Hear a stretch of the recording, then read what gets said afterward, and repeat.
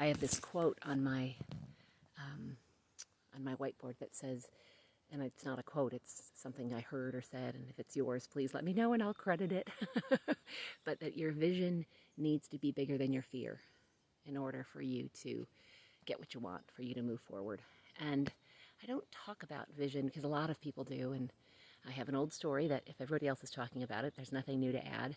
But the truth is, what I can add is just my own personal journey that me getting really clear over and over and over again and expanding my vision and getting really specific about what I want and not holding back has allowed me to have this incredible, amazing life that I just is unrecognizable from where it was tracking, where I could be or should be.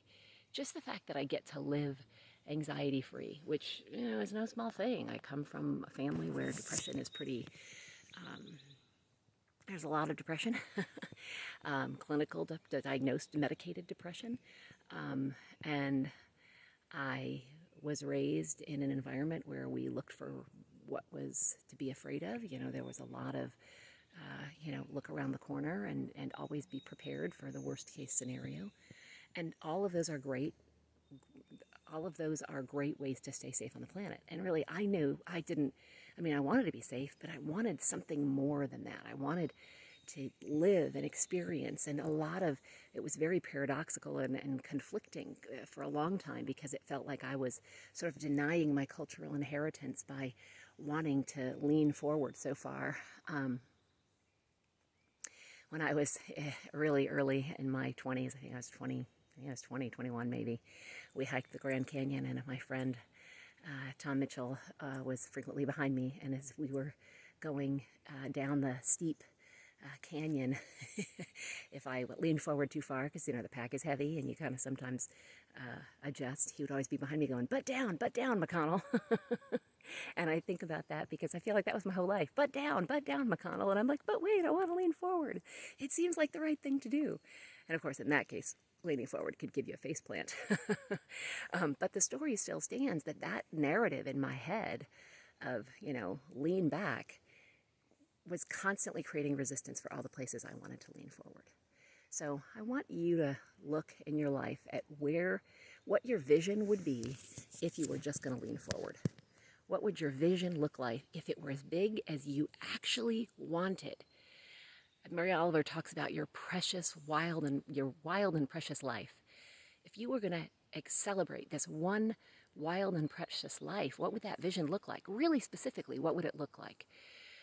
How would you feel? Who would you have in your life? What would your mornings, evenings, and middle days look like? Really specifically, who are you hanging out with? What's your bank balance? What's your home like? What support do you have in place? Like every aspect. What's your health and well-being like? What's your body look like? How do you feel in that body of yours? What are your spiritual practices? Oh, I could go on, but I think you get the picture. And if you don't, let me know, because I would be so happy to support you with this, because I want you to have a vision so big that it replaces or at least is big enough to pull you away from the fear.